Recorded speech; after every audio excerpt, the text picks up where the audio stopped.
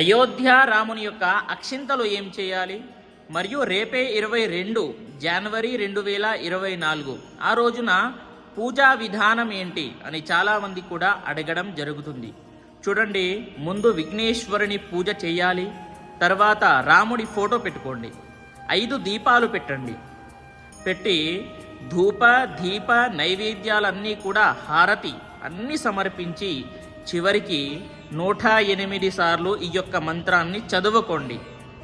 ఓం శ్రీ రామాయ నమః అనేటటువంటి మంత్రాన్ని 108 సార్లు చదువుకోండి.